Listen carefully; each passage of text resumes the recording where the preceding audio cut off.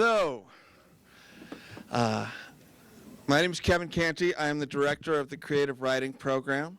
I'm here to perform my sacred duty to remind you to turn off or silence your cell phones, please.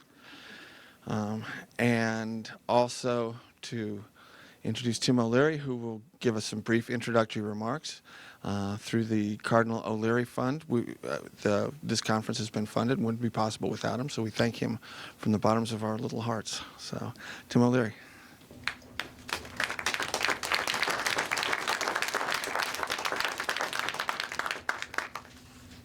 Thanks a lot. And first I want to thank Kevin and Karen and everybody that did all the work. Kevin was very clear about how much work this was last night. I had to hear that all night. So anyway, but thanks. This is terrific. I just want to give you a little bit on the genesis of this and what you can expect today, very briefly. I was a happy undergraduate alumni of this institution many, many years ago in Trump years. I think it was like Trump wife #1 period. And I had kind of I was kind of a conflicted student here. On one hand, I dreamt of being the great American novelist, and on the other hand, I didn't want to be poor.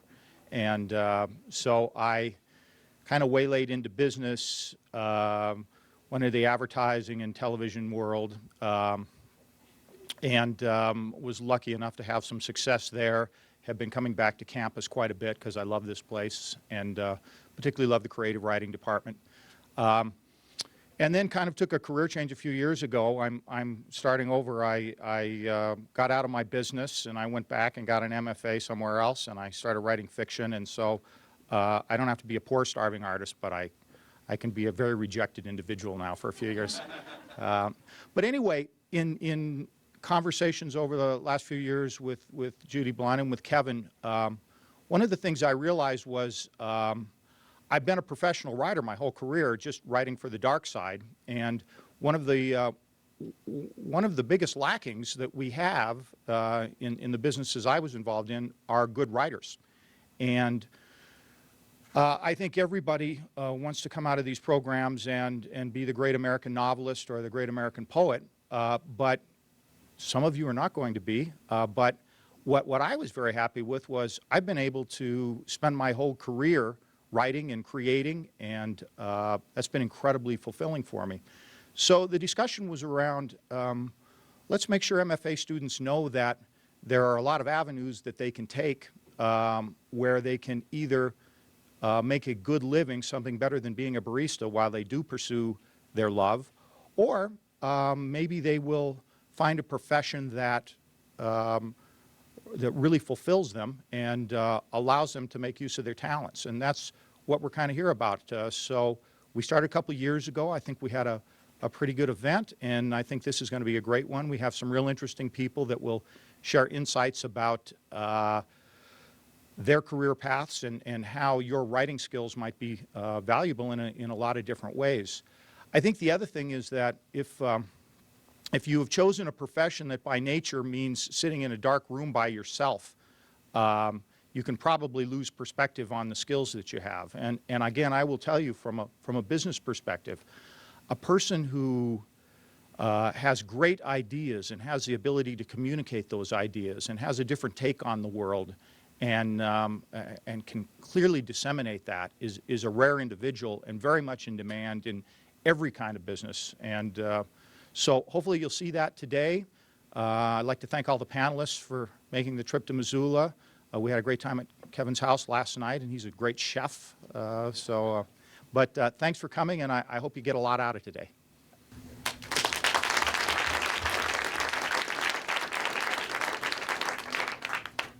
I'm David Gates. This is a panel on freelancing, and I think I was chosen to moderate it because I spent 28 years working in journalism in New York City at Newsweek magazine, where I was on salary and on staff and both envied and dreaded the freelance life. So it's heartening and somewhat surprising to me that these people are still standing and appear to be well clothed and well nourished. So let me introduce them. I'm going to read off a sheet of paper.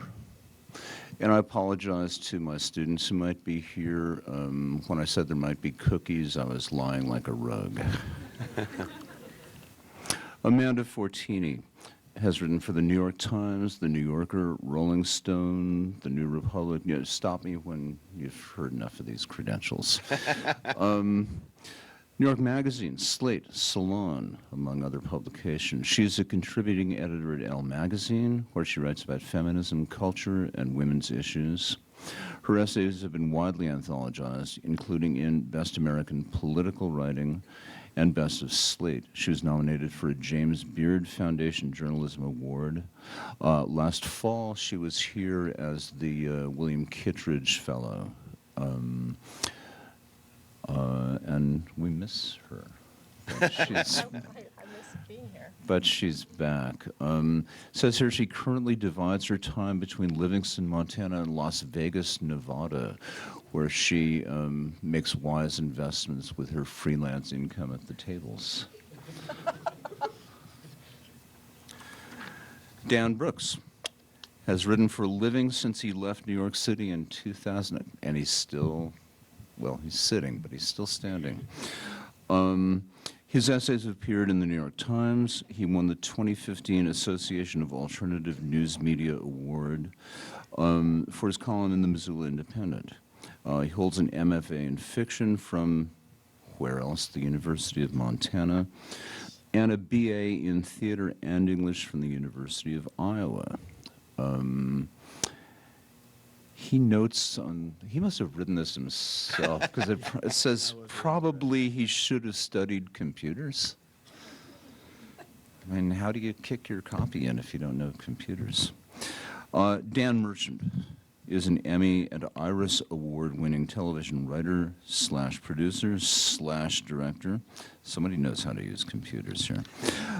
Presently working on Sci-Fi's top-rated zombie hit Z Nation. In 2016, he returns. That doesn't sound so good. He returns. Returns from the dead. He returns from the dead for season 3 of Z Nation to bring more horrifying fun and mercy, like the mercy part, to the zombie apocalypse every Friday night. His feature film screenplay, Kenny Kane is a Dead Man, has been optioned by Ryan Reynolds' Dark Trick Films and is now in pre-production with Myriad Pictures for early 2017 theatrical release. He's also known for Lord Save Us from Your Followers and Strange Frequency, and his satirical novel, The Great American Stay-at-Home Wives Conspiracy, co-written with B. Scott Taylor, was published in 2017. So, you got all that? Quiz later. Quiz to follow. Quiz to follow. Definitely the most interesting bio. You know, I tried to give it as much spin as I possibly could.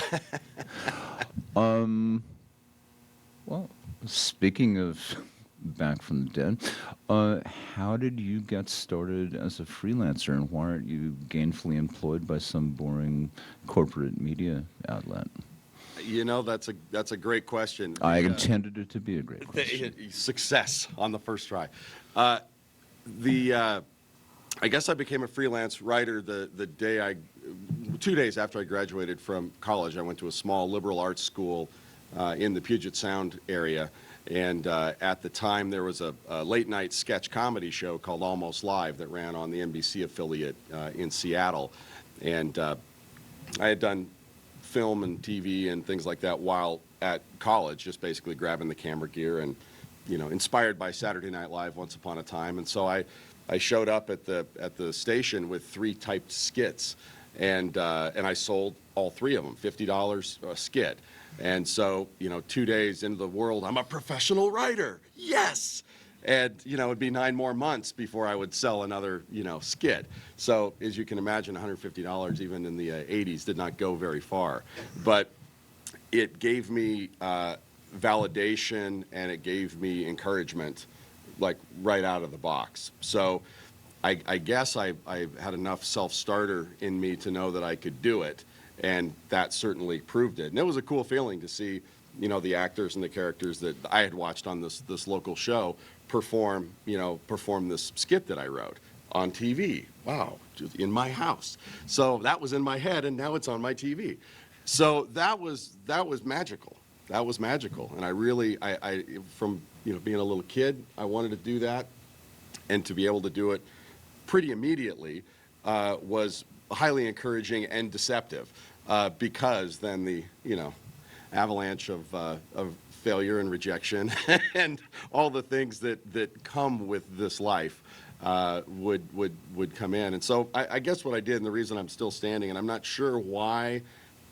I guess when you make the joke about a corporate monolithic existence. Oh, that was no joke. If I get 28 years at Newsweek. Okay, I got you. If I had found a home, I probably could have stayed there. But I guess there was something about what I wanted to do, which was not very focused as a kid. But I wanted to express myself. I wanted to connect with people. Honestly, I wanted to share the feelings that I got from listening to Strawberry Fields Forever while sitting on the floor eating cornflakes as a kid and leaned up against the speaker. This creative output made me feel something, and I wanted to be able to share things with other people. And it was no more focused than that. And I would bang into things, and comedy would work, or writing a novel would work, or doing a documentary. And so I would just find these different ways. There's much better career paths. There's lots of people that are far more talented, much smarter, focused on being this or this or this, but I just sort of went, oh, I think I'd like to say this now. And that form, it took different forms. I mean, the little list you read is, what the hell kind of career is that? You're all over the place. And, there's financial hardship that comes with that at times, and there's financial reward that comes with it at times. But I don't know, it was a very intuitive, driven journey, I guess. Thanks. Dan. Yeah. Other Dan. Dan point two. Dan Brooks, as he's commonly known. I'd like to address something Dan mentioned, which is the 9-month drought after he first sold those scripts.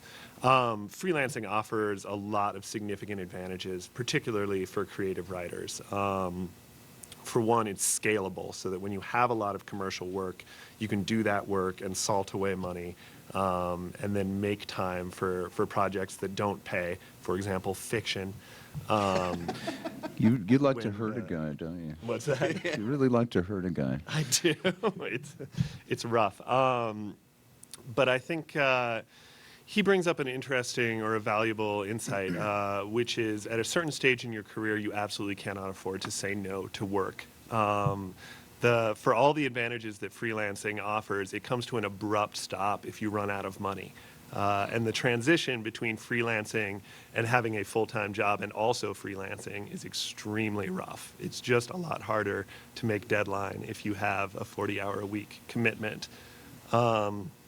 So my advice from a practical standpoint would be to take whatever work comes your way and to generate work from whatever work comes your way, particularly in journalism or in broadcast media, any sort of pitch-driven field. You must pitch immediately after whatever you just sold is published. If you have a relationship with an editor and you don't have a pitch out, nothing good is going to happen to you, because that editor does not care about your career. He cares about you as a writer insofar as you are not damaging his career by missing deadline. And I've been fairly lucky. You'll have to excuse me, I have tuberculosis. I knew there was a downside to this life. Oh, right? Caused by freelancing. Yes. Yeah. By the way. No, I have health insurance, but I can't afford to use it. And I'm a germphobe, so. Oh, you're, I'd like to switch places. I'm helping you. You're about to get over something. I'll just be using this microphone. But Well, I've already.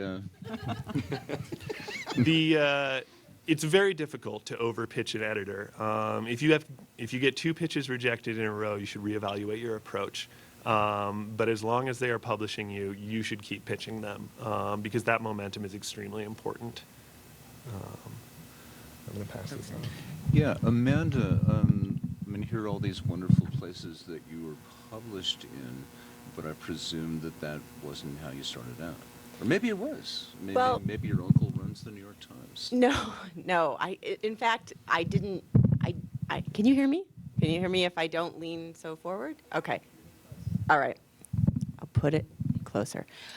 No, my uncle definitely does not own the New York Times. And in fact, I didn't know a soul when I first moved to New York and started doing this. And I started as an editor. And I think because I started as an editor at various magazines, I never have really maybe mentally thought of myself as a freelancer. Like, to call myself a freelancer, freelancing sounds, like David said, a little bit scary, like free falling or freebasing or something. I don't know. It's just, it's like, I don't think, I never really thought of myself that way. But that's, in effect, what I have done for most of my career. But at the beginning, I started as an editor. I moved to New York after college, and I really didn't know anyone. I so did not have an uncle at any of these places. And I knew one woman who I'd gone to college with, who I'd sat next to on an airplane, who was on my way back to Chicago. I grew up in the Midwest.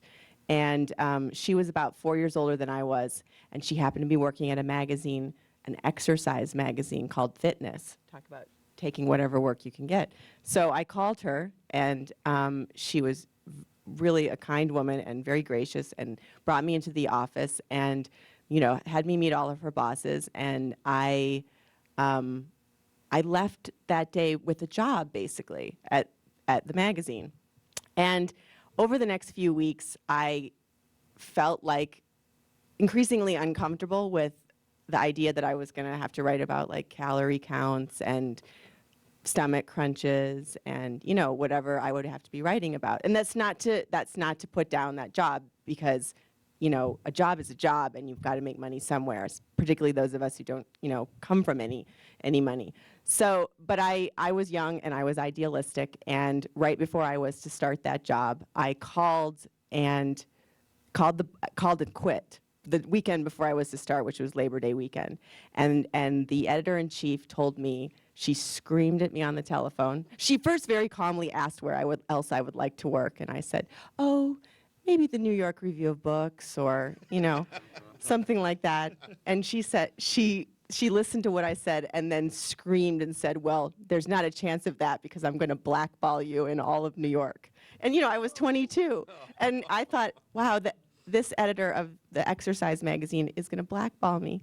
So I cried. I was very upset. I called the woman that I knew on the airplane, and she said that was so unprofessional of her.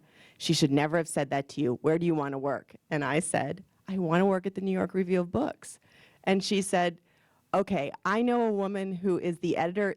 I tell this story, it's a little bit long because I think it shows how you have to follow up on every thread, every opportunity, and even if you don't have any connections, there's some element of luck. You can kind of make your own luck in certain ways if you're honest about what you really want to do, and you, like I said, follow up on every thread and connection. So I said to this woman who I met on the plane, yeah, I want to work at the New York Review of Books. She said, I know a woman who is the editor-in-chief of a bridal magazine, and she used to work at the New York Review of Books. Why don't you call her? So I called her, and the woman said, I used to work for Barbara Epstein at the New York Review. She doesn't want you to, don't use my name, that won't work well, but just write her a letter. And we shared an alma mater. Barbara had gone to Radcliffe when it was Radcliffe, and I had gone to Harvard, and I wrote Barbara a blind letter. I remember that I labored over this letter, and one of the points that I would leave you with here, I'll just stop to say, is a well-written letter can get you really, really far. A well-written query letter, a well-written introduction letter. I know now a lot of things happen through Submittable, and you don't necessarily get to write a cover letter, but if you can find an email address and can write a cover letter, and we'll probably talk about pitch and query letters in a bit, but if you can write a well-written one, that really makes a difference and can get your foot in the door. So I labored over this letter to Barbara Epstein. I remember there was the phrase in it, I'd love to work at a place where the written word is still sacrosanct. I mean, I was 22. she called me in and she brought me in for an interview, and she gave me an internship where I typed each issue up after. This was before things were on the internet and archived that way. They were manually archived. I typed the issues up every week. I would go in like as many hours as I could, and for $10 an hour, type up their card catalog, and then sort of concurrent with this, I followed up with another college friend said he was South African. He said he knew a South African at a magazine called Mirabella, so I should call her. So I wrote her a letter based only on that she was South African, and that they knew each other. And she brought me in, and I ended up getting a job at Mirabella, which is a magazine that no longer exists, but some of you, if you're old enough, will know it. It was a pretty good, pretty smart magazine that was kind of a fashion magazine for smart women that no longer, has folded. Anyway, I had a job there, and on the weekends I would go work for Barbara Epstein, typing things for her for $10 an hour. When her assistant left, she gave me a job, and I worked for her for 4 years. So, and then from there, I went to work at Slate for a bit, and then when I was at Slate is really where I started to write. I had a full-time editing job, but my boss there, who I was very resentful about this at the time, his name is Jacob Weisberg. He's a really wonderful guy, but he was like, your job is to write too. It's not just to edit. And I was thinking, I'm working like, full-time job, 9 in the morning until like 7 or 8 at night. How am I supposed to find time to write? And he's like, figure it out. Do it in the morning or do it at night. So I would go to the office. I would work a full day. I would create in my mind some kind of ritual that was, divided the day. Like I would have dinner or whatever, and then probably at the time I was smoking a cigarette, and then I would start to write. And I would write from like 8 to 2 at night. And that's how I became a writer, really, as those pieces in Slate started to get published, and they started to get attention. And actually, the way I started to write for The New Yorker is David Remnick read some of my pieces on Slate and told somebody that he liked them, and somebody passed that back to me, and I heard that, and I sent him a pitch, and he accepted it. So I just I think the key to being a freelancer or a writer, making a career as a writer at all, is really recognizing when you sense an opportunity in someone that's open and writing them a letter, sending them, you have to be a good writer too and have something to back it up, something substantive behind it, but to really follow up on those threads. Like when you hear that David Remnick likes your fashion pieces on Slate, send him a pitch, I'm beginning to think that you can't be lazy to do this. No. And maybe you need a lot of coffee to do this. I'm curious to know if, and I'll ask this to each of you, basically you have something to sell to people that they want. Do you have any sense of what it is that editors want from you particularly? Well, I'll speak from from my experience, which is a bit different than the two panelists. But yeah, I think that is something you have to do, is you try and identify who your audience is. Who editor, television show, producer you want to pitch, whatever it is. Yeah, I think you do have to be somewhat cognizant of what's more likely to be well received. I mean, we all have great ideas, interesting ideas, and so the way I would sort of methodically go about it is try and find something that was, oh, I like that what I read, or I like that I saw. I could do that, and it's almost, again, on this non-conscious, intuitive level where be self-aware, be aware of what you read or what you see that gets you excited, or I could contribute to that. That's sort of the direction that I'm going also, and that's a way to narrow down kind of who you're going to talk to and who you're going to try and connect with. And also, I would suppose, I think it's been true for me, is that you're more likely to be successful. You're more likely to present something that they're, they would say, yes to. And I wanted to comment too that I think when we talk about freelancing, two things come to mind. The key word there is free. One, that's often what you get paid, and then two, it's like free time. You really do have a lot of time, and you have to be kind of relentless and pretty conscientious about how you manage that time. You mentioned the ritual, when you were working, you had to write from, post dinner till early morning. And it's easy to waste the time when you're in between projects where you have, 2 or 3 months and, I'm going to finish the draft of that novel and then I'm going to do this and get that. It's like you really have to be hard on yourself to not waste the time, because the money will run out. And then you have to, you have to go take something else or whatever that takes away that free time. And so there is no such thing as free time. Make use of it. Make it real. But I guess in terms of your question, that's what I would do, is find things that I would respond to or I'd get excited about, whether it would be a book or an article or a TV show, and go, okay, those are people I want to be in business with, or these are people that are doing things that I like.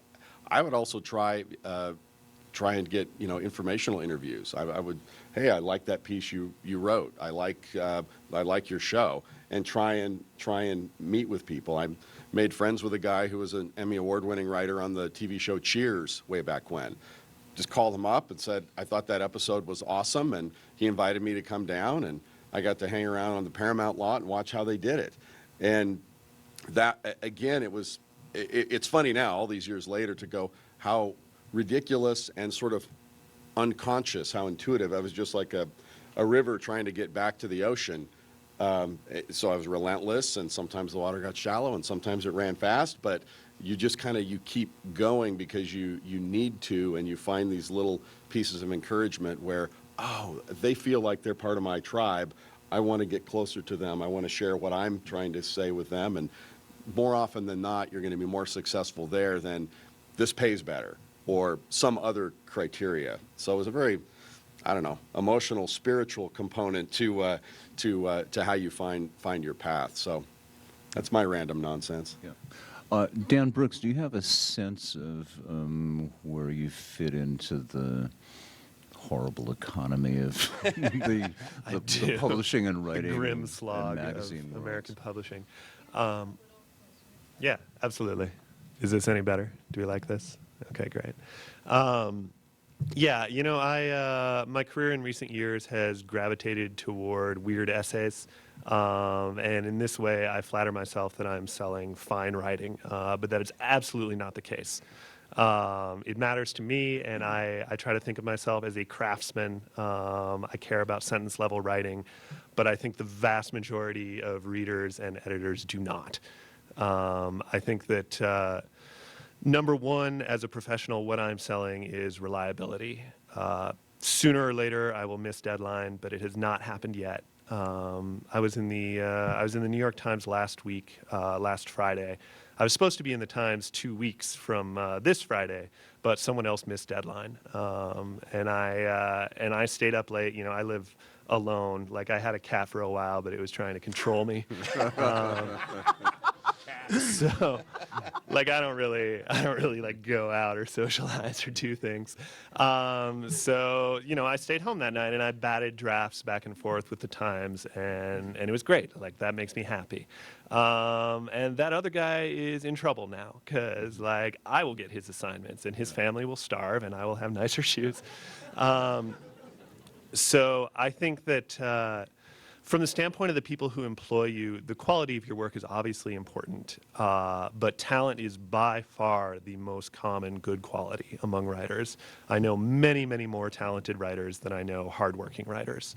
And I know many writers with great ideas for stories and novels and articles who are never going to finish it.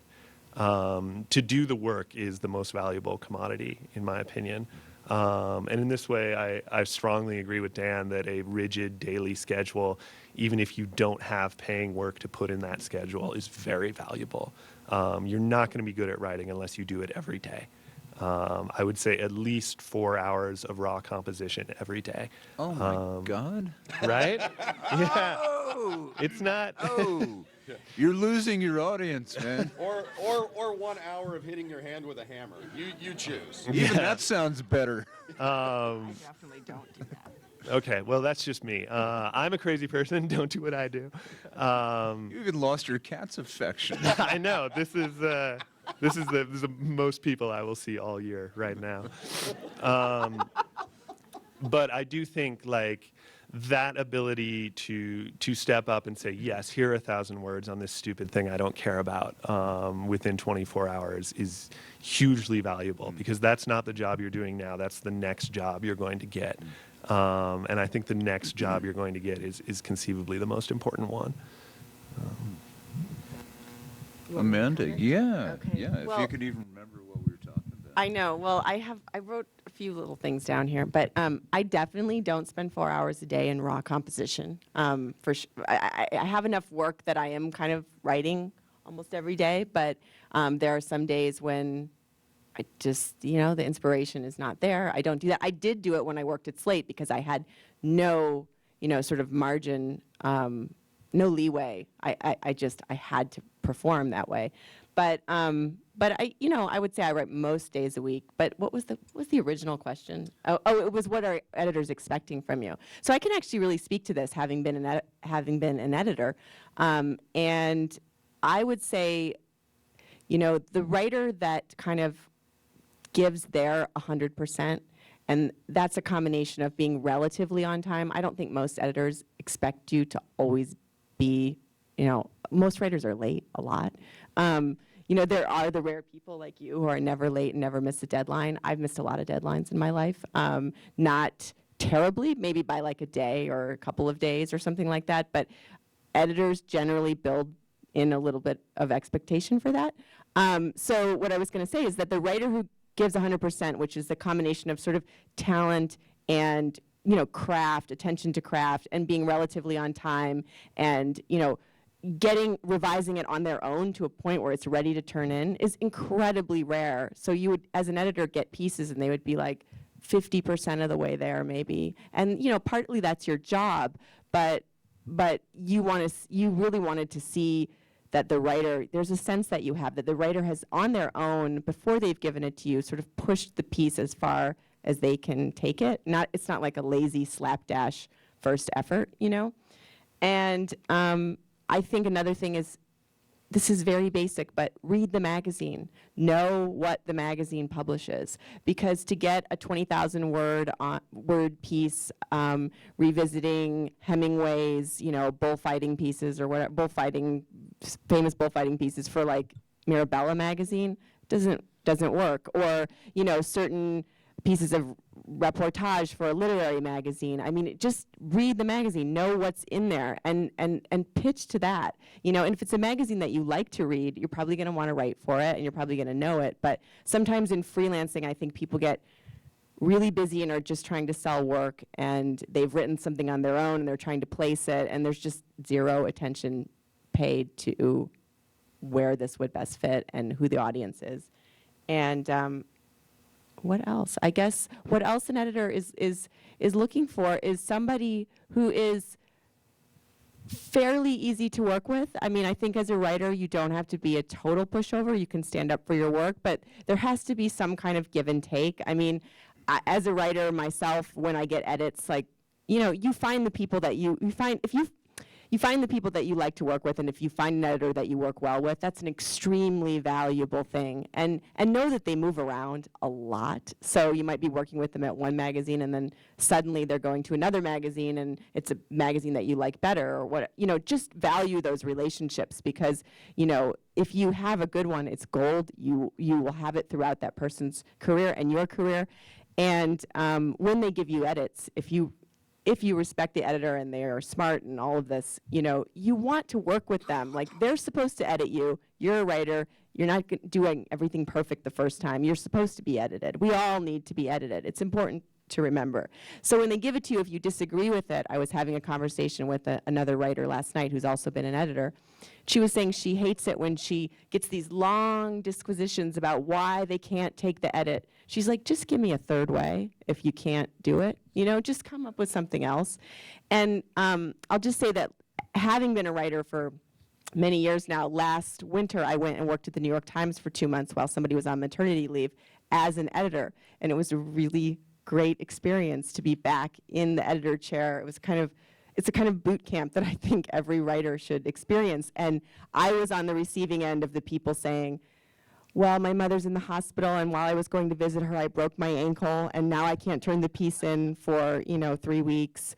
Or, I mean, if you're not done, you should try to meet your deadline, but if you're not done, it's better just to say, look, I'm having a little trouble with it, I need a couple more days, than these crazy fanciful excuses.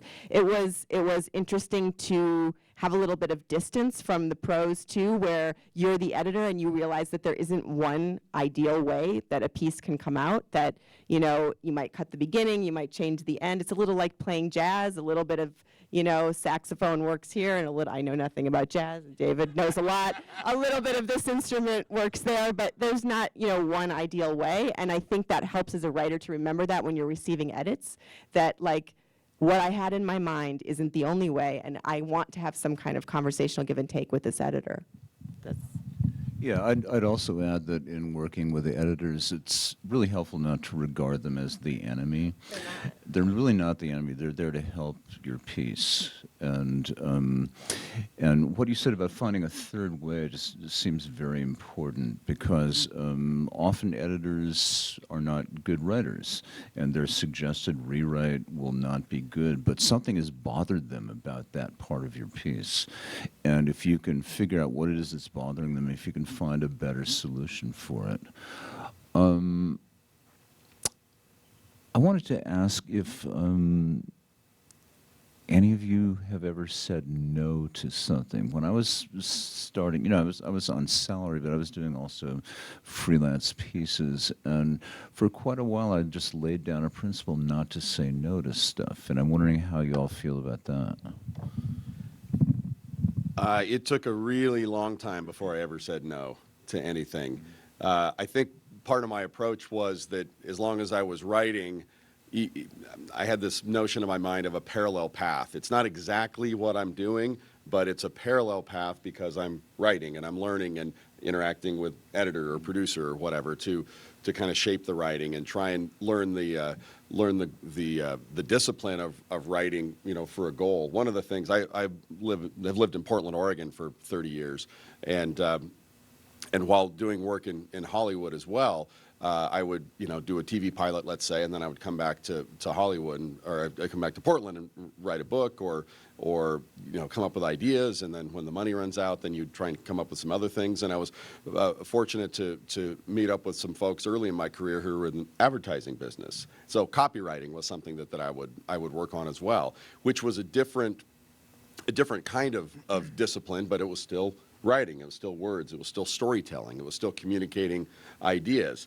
And so from writing sketches to writing a novel to writing a documentary to doing copywriting, there was all this different kind of writing. And so I was thinking, okay, I'm going to say yes to everything I can because I'm getting better at it. And eventually, I either got good enough or simple enough where, hey, the thing I learned over here actually does apply to this.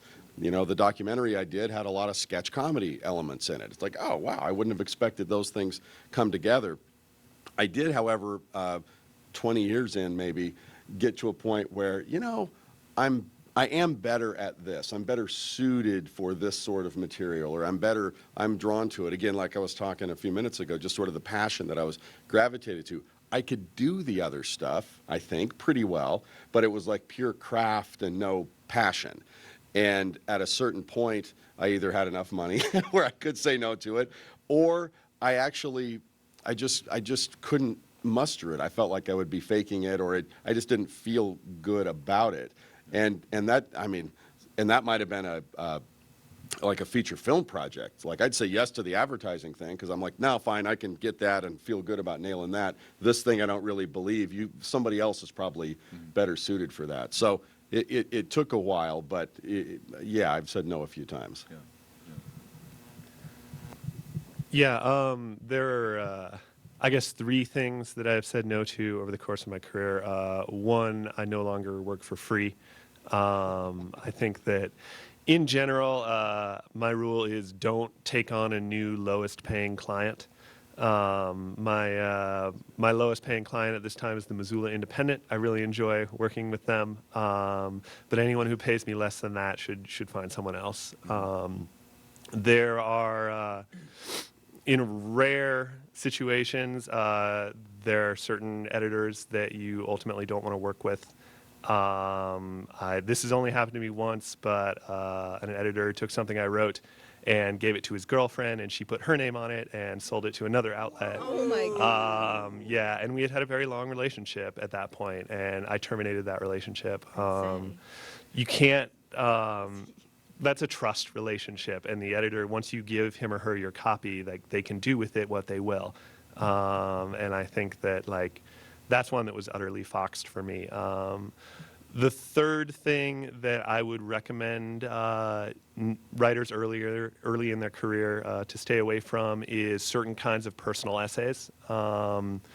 Because I am not a prominent presence in my own work, I don't have to be as careful what I write about. But I think, for example, earlier this year, I believe it was Bustle, published a 4,000-word personal essay by a young woman whose doctor removed like a hairball from an orifice in her body, and she immediately got famous for that. Like, that was a very, very well-known article and widely shared, if not widely read. And that And there is a difference. yeah, and that is shaping her career now. Like, she's the hairball girl. And so, like, this is not a big issue. Like, yeah, it's not so bad. Maybe I should be so lucky to be the hairball girl. But I think, like, the personal essay is a territory where you need to pick and choose a little bit more, because at that point you're selling a persona and not just a specific work. But in most cases, like, your mother reads bylines and most other people do not. And I think, like, if you're working with good editors, your prose is not going to be immediately distinguishable from other people writing for the same publication. So I think it's safe in most cases to just say yes to everything. I said yes to almost everything at the beginning of my career, kind of a similar answer. Especially when I was living in New York. I remember I made my rent by writing these little unsigned book reviews for teen people, and they would pay me like a pretty good amount every month, and I would read all this YA fiction and then write book reviews about it. It wasn't a terrible job, And then there were other things that I wouldn't have done later that I did early on, but I moved from New York. I stopped living in New York pretty early on in my writing career. Actually, I like a year after I started writing, I moved. And because I had a lower cost of living, I just didn't have to do everything, and that was a choice that I made, a very conscious choice. I think in putting together a life like this, that's something to think about. Like, what is my cost of living?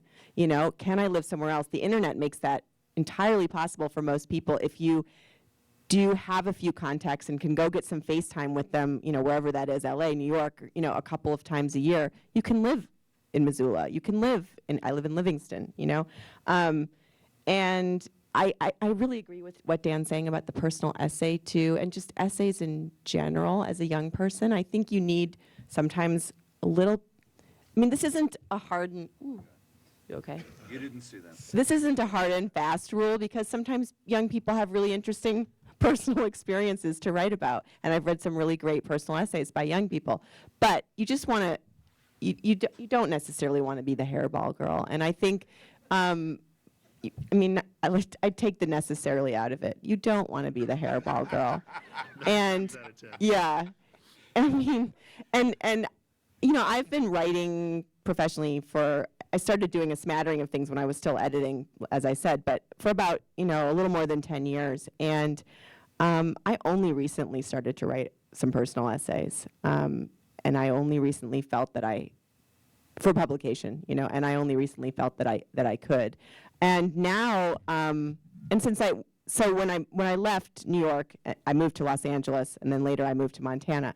And when I moved to LA, I did start to say no to things. I also started to get some pretty good opportunities pretty early on after I was writing for Slate. So I didn't need to do that stuff. But So I had the luxury, I guess, of saying no. But I don't think there's any shame in saying yes to things, because everybody respects that people need to make money, especially in this economy, in this day and age. I mean, what I would say to that is just make sure that the money work is not crowding out entirely the good work, the stuff that's really going to make your career and advance you to a new place. I mean, I think when you take an assignment, you have to look at it as like, what is this piece doing for me? Is it making me money? Is it making my rent?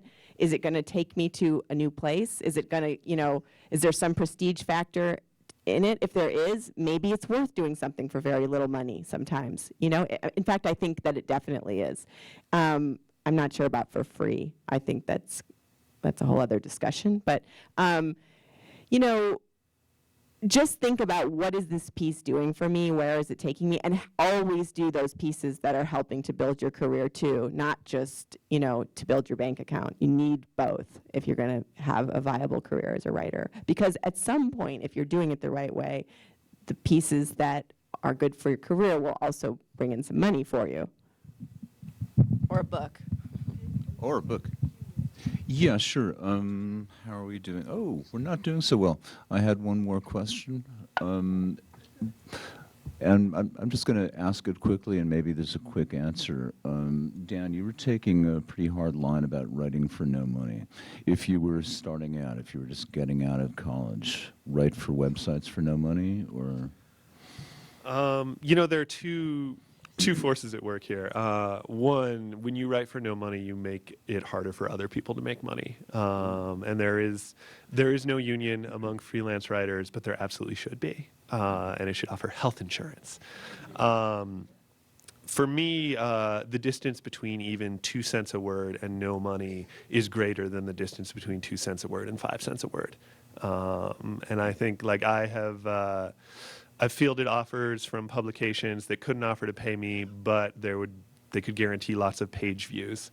And that message to me is, okay, you're not paying people, but at least your website is doing really well. Yeah. So I think that, this rule doesn't apply to fiction. Ain't nobody gonna pay you for your damn fiction. I think that that kind of thing, the things that are just projects for you that you wish someone would read, you can put those out there for free.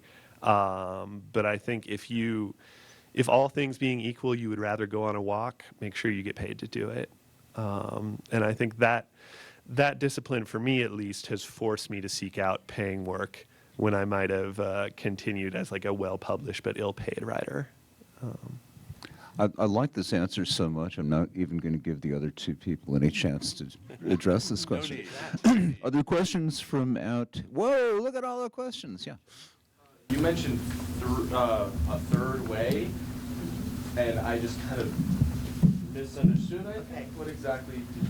So usually when you write a piece, you have the ideal way that you want it in mind, and you write it that way, and then the editor will come back and they will have they'll have an editorial comment or a suggestion, and you might not like it because, as David said, sometimes editors aren't writers and they don't have the ear, but they are picking up on something in your piece that is either confusing or unclear or fuzzy in some way. So you might not like the prose that they suggest or the edit, but you suggest a new one that isn't your original way. So you're not that's the third way.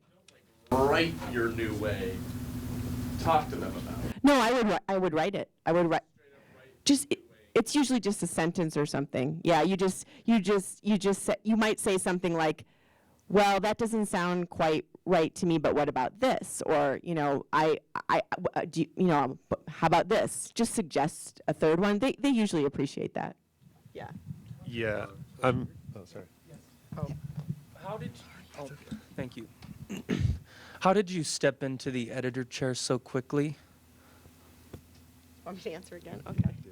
Yeah, just How did well, you mean how did I get a job as an editor? start instead of slowly moving up the ladder. I did slowly move up the ladder. I just sort of elided that a little bit in the discussion. I mean, I started at Mirabella in the fashion closet, sitting there answering someone's phone with a bunch of models coming in around me.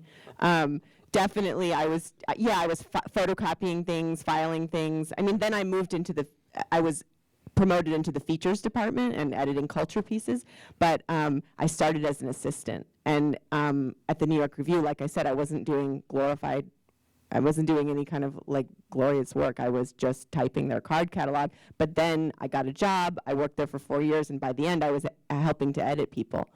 So yeah, get your foot in the door and start low if you have to. I think that's something that's forgotten these days. It's like you have to work your way up. You don't start at the top of the pile.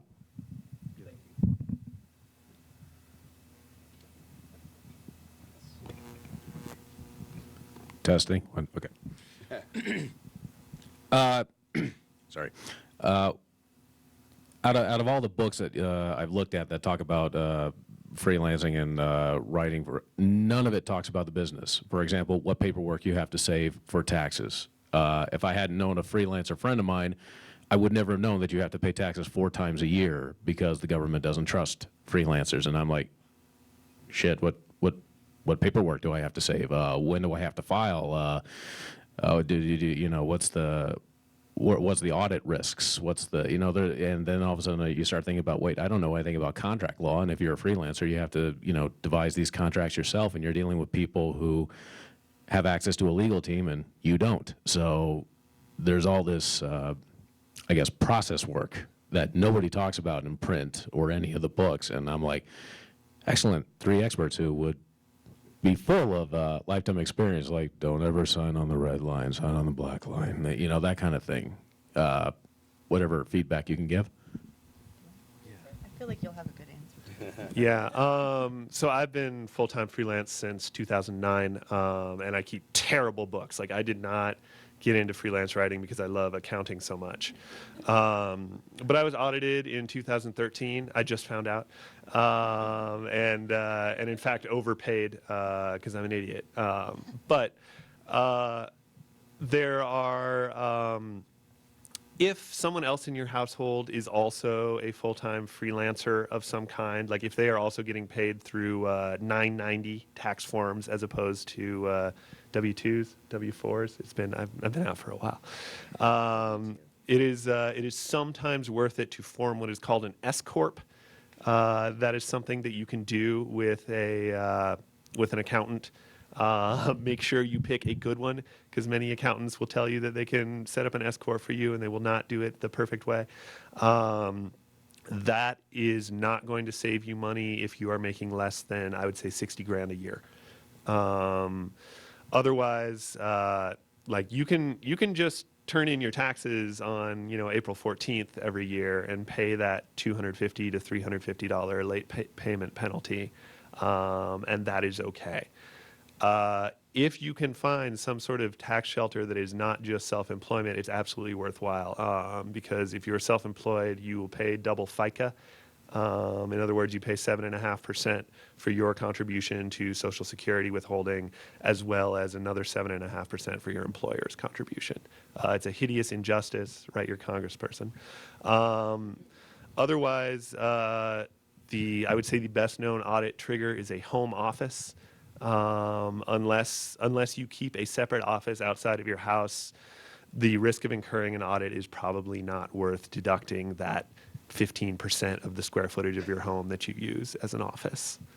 These are perhaps uselessly specific pieces of advice. Can I just say one thing, Edwin? You get an accountant who's used to dealing with freelancers, and they ask other freelancers. They exist. People who deal with creative people, they know how to do these things. They know how to do the deductions without over deducting, so that you raise flags. And you can form an S corp without another person in your house being a freelancer. Yeah. You can do it by yourself, and it's usually advantageous if you're making more than a certain amount a year, and if you're getting killed on the self-employment tax. So. But I think the simplest answer is to get an accountant who is used to dealing with freelancers and who is willing to explain things to you, so that you start understanding things, because they aren't all willing to do that. And it's really helpful if they do, because you want to have some awareness and control of what's happening with your money. Yeah, and I'd say maybe an even more basic thing is that if you get paid $1,000 for a piece, you don't keep the $1,000. It's not all your $1,000. Uncle Sugar is going to be coming and taking bites out of it. We got time for one more question. Yes, Karen. So Amanda and Dan, is it a goal of yours to have a book, or are you happy with being essay writers or journalists? Would you like to sometime come out with a book? Is that important to you? I'm working on a book, so I definitely will have a book sometime soon, and maybe also a book of essays. Some of the things that I've done, you know, as I'm really resistant to calling myself a freelancer, but I'm going to accept it here. Yeah, as a freelance writer. No, I mean, I just don't think of it that way. But and a book of essays of some of the pieces that I've written over the years. So yes, I think a book advances your career, really, in many ways. That's a whole other discussion that maybe people will have later today. Yeah, I'm also a little more than halfway through a novel at this time, and a little more than a third of a way through another novel that will never be finished and makes everyone sad. So yeah, and I think like ultimately books are often sold in pairs, and it's like the 2-book deal is fairly standard for a new writer, and it's nice to have a plan for that second book. So I think like for people who are doing journalism and fiction, or something along some sort of multidisciplinary thing, that is a strong option. I think we're done. Thank you all for coming.